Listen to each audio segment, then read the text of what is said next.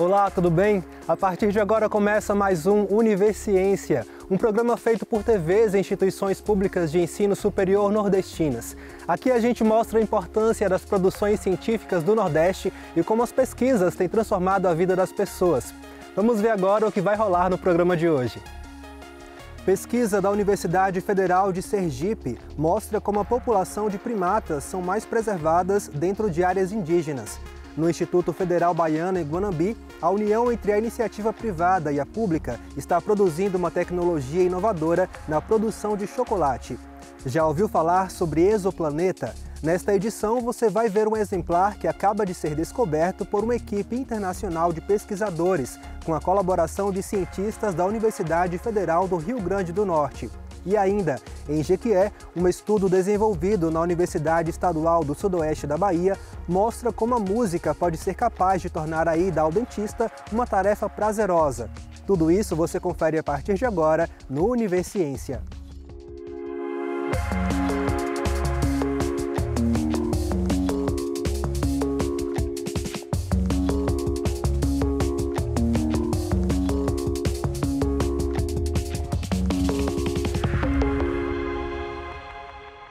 A população de macacos vem diminuindo nas florestas brasileiras e a maior causa disso tem sido o desmatamento. Preocupados com esse fenômeno, pesquisadores da Universidade Federal de Sergipe se uniram a 25 instituições em 13 países para descobrir a importância da contribuição dos territórios indígenas na preservação da biodiversidade, em especial das espécies de primatas.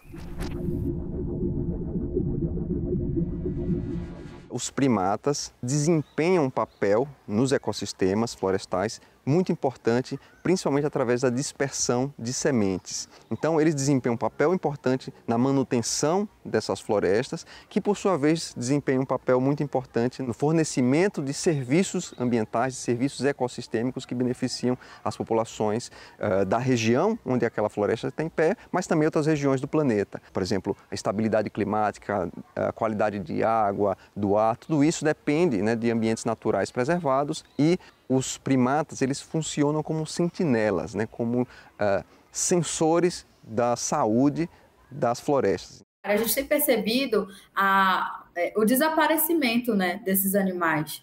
E ali na região do Baixo Tapajós, então era muito presente a gente ver esses animais por lá. Hoje, infelizmente, com as queimadas, a gente já quase não observa, né? Cerca de 70% das espécies estão sob algum risco de extinção. E 93% das espécies estão com suas populações em declínio, ou seja, reduzindo. A principal causa dessa redução dessas populações, dessa ameaça de extinção dessas espécies, é principalmente a destruição das florestas, que é o hábitat principal dos primatas. Isso tem preocupado cada vez mais, é o avanço do agronegócio, o avanço da pecuária e do garimpo ilegal dentro dos nossos territórios. Uma das principais maneiras de proteger a biodiversidade é através de áreas protegidas, principalmente unidades de conservação. Esse é o modelo internacional de conservação da biodiversidade.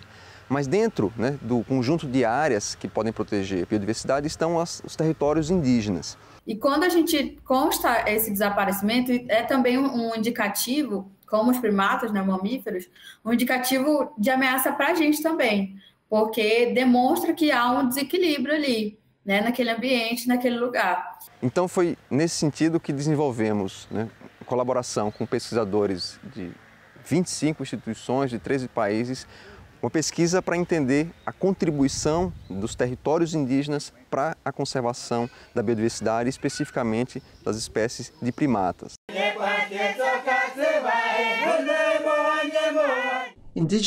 Povos indígenas adquiriram ao longo de centenas e, em alguns casos, milhares de anos, conhecimentos que os possibilitam tirar proveito da resiliência do ecossistema em que vivem, para promover biodiversidade e viver de forma sustentável. Precisamos aprender e respeitar os conhecimentos deles, e não podemos permitir que suas terras e recursos sejam confiscados e sobreexplorados. Dentro da área de distribuição desses animais ao longo do planeta inteiro, onde existem territórios indígenas, essas áreas contemplam aí 70% aproximadamente das espécies. Se a gente comparar a diversidade de primatas dentro de áreas indígenas com outras áreas do planeta, ele sempre tem uma diversidade maior. Então, os territórios indígenas, além de proteger as populações indígenas, a cultura, que inclusive contribui enormemente para a diversidade cultural humana, né? Então, além de proteger a cultura, a língua, as tradições, as pessoas, os povos indígenas, ela também contribui com a conservação da biodiversidade, e nesse caso ilustrada, né, pelas populações de primatas. Então, o que precisa ser feito é expandir a área de terras não indígenas que contém população primata e que são reconhecidas formalmente como áreas protegidas. Elas podem ser parques nacionais ou reservas naturais. Então, governos nacionais precisam dedicar recursos para proteger essas áreas e investir em programas de silvicultura de larga escala para restaurar o ecossistema natural dessas terras. Senão, essas terras vão ser sobreexploradas e fragmentadas, até que essas populações de primatas que habitam essas áreas se tornem extintas. A principal parte das análises desse trabalho envolve a manipulação, né, de dados geográficos e, a partir disso, extrair algumas estatísticas, né, extrair alguns indicadores de como a diversidade de espécies está associada a essa distribuição das áreas das terras indígenas. A maneira como a gente se relaciona com o território é com aquele olhar de coletividade, de compreensão de que eu sou um ser vivo e existem outros seres vivos também nesse lugar. E que eu preciso, então, interagir com eles sem que haja ali, né, uma intervenção, um extermínio desordenado. A gente já sabia, por exemplo, que os povos indígenas, né, a preservação dos territórios indígenas é extremamente importante para manter essas populações, suas culturas, sua linguagem, etc. O que esse trabalho mostra é que, além da importância para as populações indígenas, a proteção desses territórios é também importante para proteger a biodiversidade e todos os serviços ecossistêmicos que advêm dessa biodiversidade. No próximo bloco, vamos ver como a tecnologia pode ser uma forte aliada na diminuição dos custos da produção do chocolate. A gente volta já já.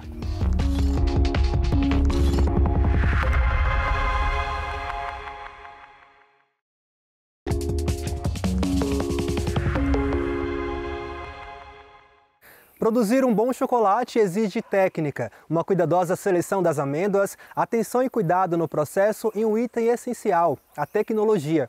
Pensando em baratear os custos do maquinário para pequenos produtores sem modificar a qualidade do produto final, pesquisadores do Instituto Federal Baiano dos campi de Guanambi e Uruçuca se uniram à iniciativa privada para produzir uma máquina que substitui o trabalho de 3 equipamentos. O produto já vem sendo testado e promete agregar renda para a região cacaueira do sul e sudoeste baianos. Então, esse desenvolvimento ele está acontecendo uma pesquisa em rede, é interessante destacar, com a participação de vários territórios, principalmente o território do Sertão Produtivo, aqui de Guanambi, o território litoral sul baiano, do campus Uruçuca, né?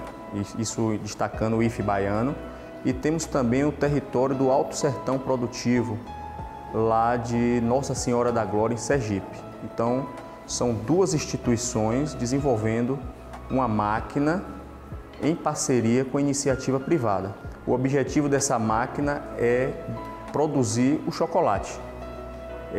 Em uma máquina apenas, a gente substituir 3 etapas, né? A gente tem a etapa de mistura dos ingredientes, formulação, tem a etapa de refino e a etapa de conchagem. Então, ao invés de usar 3 equipamentos, a proposta é apenas em um equipamento a gente realizar o processamento do chocolate. Essa máquina ela está em desenvolvimento, né? Ela foi iniciada por um produtor de cacau, né? Ele também tem uma indústria, uma pequena indústria de máquinas, e a gente vem aperfeiçoando essa máquina junto com ele. A ideia é a gente agregar valor a uma matéria-prima, né? A matéria-prima principal do nosso território litoral sul baiano. Então a ideia é a gente fazer uma máquina que produza uma quantidade que atenda a agricultura familiar, né? Então a gente quer que o produtor, o pequeno produtor da agricultura familiar, ali das comunidades, né, quilombolas, de assentamentos, né, da reforma agrária, a gente quer que essas comunidades elas produzam chocolate. Então, para produzir chocolate, a gente precisa de uma tecnologia acessível. E aí que está a importância dessa máquina, né? Então, a gente precisa trazer tecnologia para implantar nela. Então, a gente precisa de apoio de engenheiros de alimentos. E aí a gente destaca aqui no IFE Baiano Campus Guanambi o professor Lucas Landim, com a professora Normani, que vai desenvolver trabalhos, já está sendo estruturado isso, onde nós vamos agregar frutas do bioma caatinga no chocolate. Aqui é uma amêndoa, né, do fruto do xixá, que ele é encontrado tanto na caatinga quanto na floresta amazônica. E ele é uma fruta que não é bastante conhecida, né, pela população, mas que ela contém características nutricionais muito grandes, né? Várias características nutricionais. A princípio, estávamos pensando em fazer a farinha, né, tanto da casca do xixá quanto da amêndoa. Por conta da amêndoa ter características de um sabor doce, essa farinha feita a partir da amêndoa, ela substituiria a alta quantidade de açúcar que é adicionado no chocolate. Então, reduziria o açúcar colocado e adicionar a farinha da amêndoa do xixá. Por conta de não haver, né, o maquinário utilizado necessário para produzir o chocolate, mas que a partir de agora, com o maquinário adquirido pelo Instituto Federal Baiano, né, juntamente com o Laboratório de Bromatologia, aí vai começar o experimento, né, com a adição no chocolate. A gente já vê que essa máquina, com o nibs, né, ou com a amêndoa de cacau, a gente, em 12 horas, a gente já tem a granulometria desejada, né, para o líquor. Quando a gente entra com açúcar, você já tem partículas maiores. Isso leva o chocolate para um refino em 24 horas.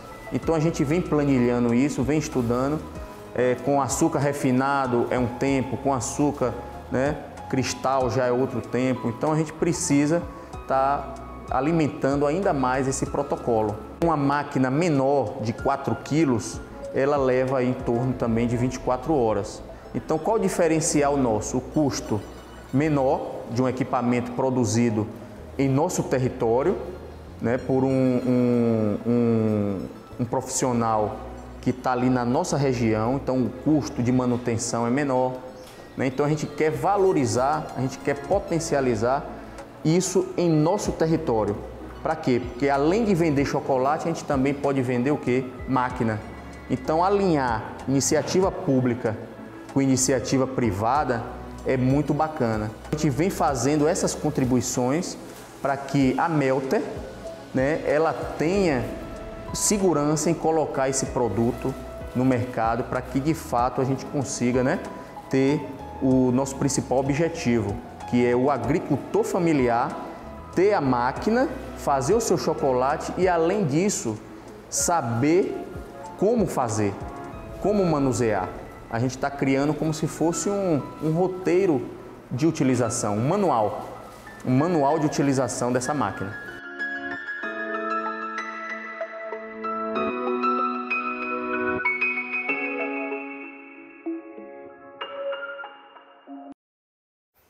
Agora vamos falar sobre um assunto que desperta algumas das nossas maiores curiosidades, o universo e seus planetas. Recentemente, uma equipe internacional de pesquisadores, com a colaboração de cientistas da Universidade Federal do Rio Grande do Norte, descobriu um planeta coberto de água. O exoplaneta está situado a 100 anos-luz da Terra e já é chamado de planeta água ou planeta oceano. Vamos descobrir o porquê.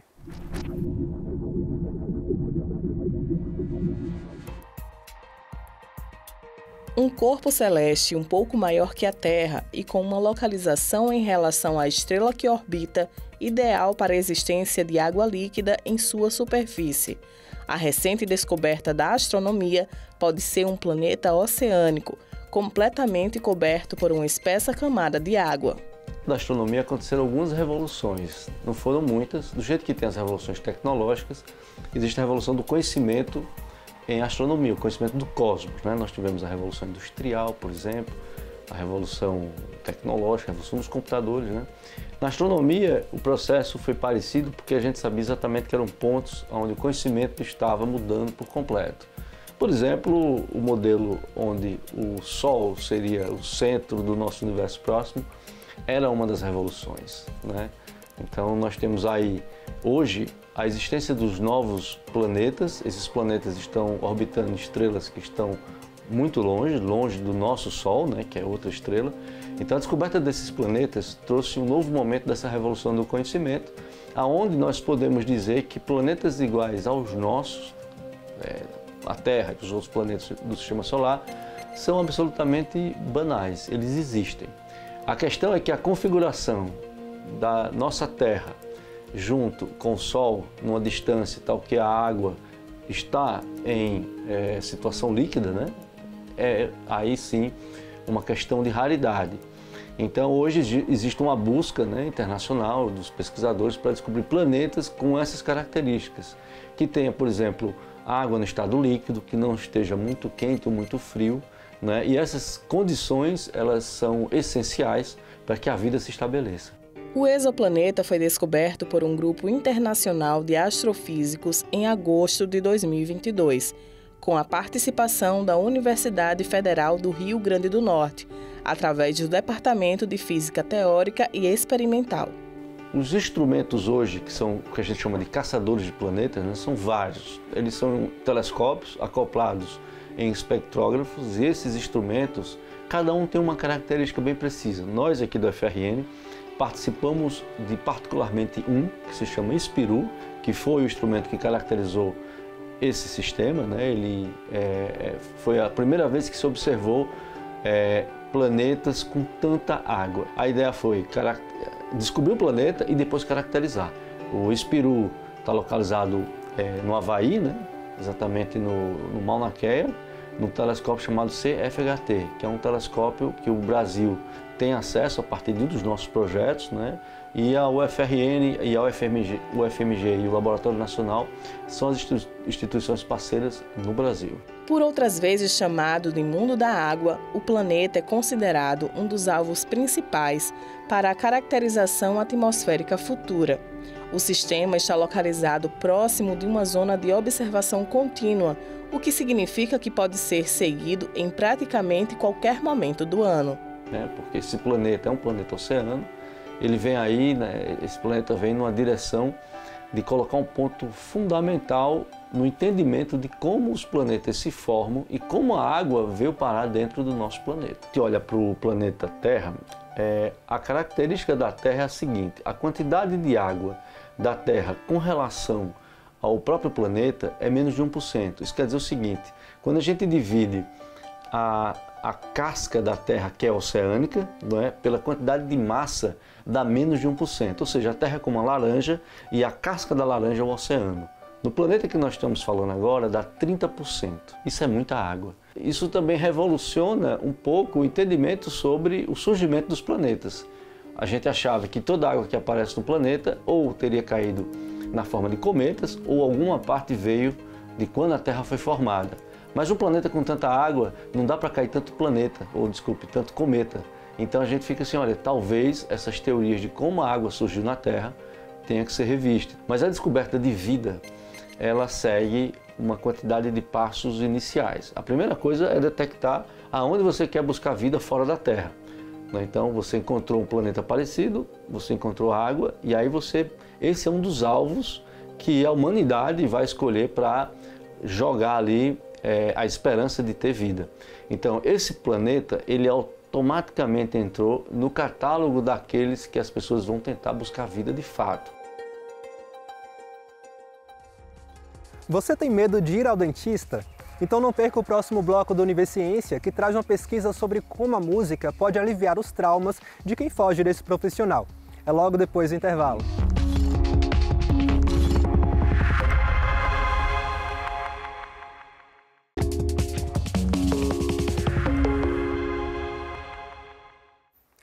diminuição dos batimentos cardíacos e até da pressão arterial. Esses são alguns dos efeitos produzidos pela música. Munidos desse conhecimento, professores e estudantes de odontologia da Universidade Estadual do Sudoeste da Bahia resolveram unir os atendimentos odontológicos da Clínica Escola de Jequié com o fone de ouvido. Os resultados foram surpreendentes. Confira.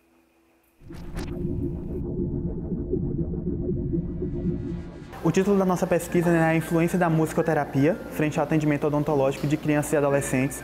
E é justamente o objetivo dela é medir, os níveis de ansiedade, de que forma essa musicoterapia ela vai influenciar, nos níveis de ansiedade do paciente, na redução do medo e fazer com que facilite tanto para o operador, quanto também promover a saúde do paciente. A nossa pesquisa ela é baseada em 3 momentos. Tem o primeiro momento que é na recepção, quando a gente faz a acolhida com elas, conversa com os pais, explica do que se trata a pesquisa em si e depois de assinado o termo de consentimento e assentimento, a gente faz a primeira tomada dos primeiros dados que a gente recolhe, como a oxigenação, a escala FIS, a pressão arterial. E a partir daí, depois de liberado, quando eles voltam e entram aqui dentro do ambiente clínico, é feito antes, durante ali o atendimento odontológico mesmo, que é quando ele vai estar em contato com as turbinas, com os instrumentais, que geralmente geram um pouquinho de medo pelas pessoas que estão ali participando mesmo e observando. E aí, a partir desse momento, a gente usa o fone de ouvido como meio de distrair a criança frente a esse ambiente, que geralmente causa esse medo e essa ansiedade. E aí, a partir daí, essa criança, com o procedimento já feito com os fones de ouvido, a gente faz toda a mensuração dos dados novamente. Mede novamente a pressão arterial, a oxigenação, a escala FIS, e a gente vai fazendo algumas análises de dados enquanto ela está passando pelo tipo de procedimento. E ao final do procedimento, quando termina tudo, a gente mede totalmente de novo para ver se aquilo se manteve em um nível de estabilidade e como é que a criança respondeu diante ao processo da musicoterapia. É uma das principais questões do atendimento odontológico que as pessoas têm medo do dentista em algum grau.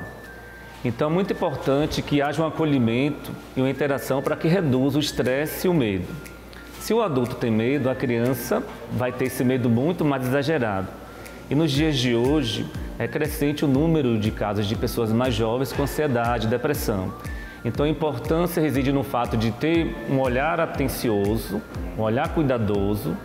Você observa pelo ambiente que é lúdico, é acolhedor. E isso faz com que se forme um vínculo e se crie um elo para que tenha um atendimento para reduzir esse medo e induzir a uma atitude positiva frente ao atendimento odontológico. Então as crianças podem chegar até... Um dos grandes desafios da odontopediatria é a criança pode até chegar chorando, mas se ela sair chorando, tudo que nós fizemos foi um fracasso e nós caminhamos para o sucesso.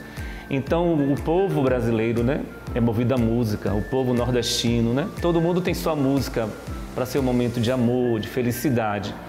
E aí com esse projeto nós incorporamos algo que é do dia a dia para que a criança ouça a música e ela consiga lidar melhor com toda essa situação odontológica que é estressante, com cheiros muito diferentes, com barulho, com instrumentais que podem ser aversivos. E aí pode ser uma prática para qualquer pessoa. Então quando nós transformamos em pesquisa, que trabalhamos também junto com o projeto de extensão das práticas integrativas, que tem musicoterapia, isso pode ser utilizado por qualquer profissional que em seu consultório, em clínicas ampliadas, para que a música seja como um instrumento de promover tranquilidade, calmaria. Até o momento a gente já fez uma pesquisa, como você disse, está em andamento, nós já fizemos 28 pessoas. E é possível perceber que, de fato, há uma mudança significante, tanto que logo no início tinha alguns próprios alunos que sentiam um pouco assim, vai atrapalhar um pouco o procedimento, aquela coisa toda, E depois que faz o processo mesmo da musicoterapia com eles, a gente vê uma redução drástica, assim, do número. Na recepção, por exemplo, a gente chega, as crianças estão com o nível de pressão arterial um pouco mais elevada, a oxigenação e os batimentos cardíacos estão um pouco mais caídos. E depois que passa pela musicoterapia, vamos dizer que 95% respondem super bem, diminuindo os batimentos cardíacos dentro de um nível de estabilidade esperado, para a idade, faixa etária deles também.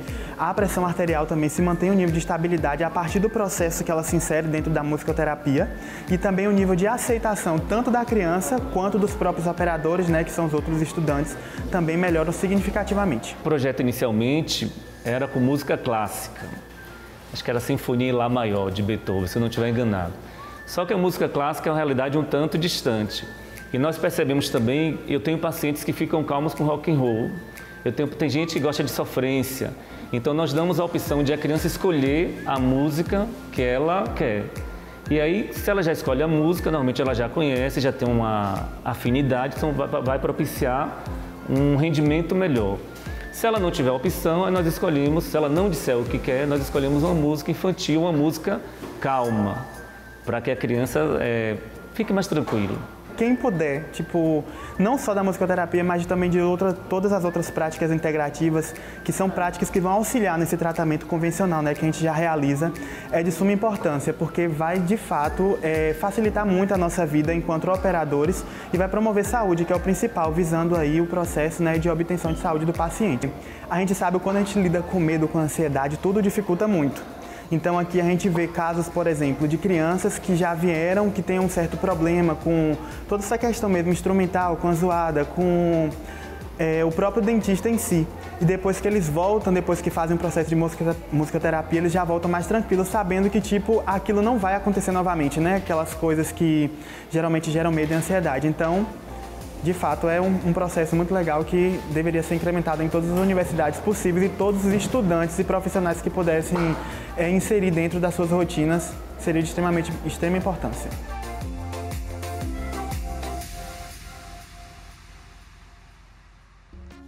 Por hoje é só, o Univerciência fica por aqui. No próximo programa traremos mais pesquisas inovadoras para a gente conhecer o que tem sido produzido nas instituições públicas de ensino superior nordestinas. Caso tenha alguma dúvida, envie um e-mail para univerciência@uesb.edu.br que a gente te responde por aqui em um próximo programa. Obrigado pela sua companhia e até mais.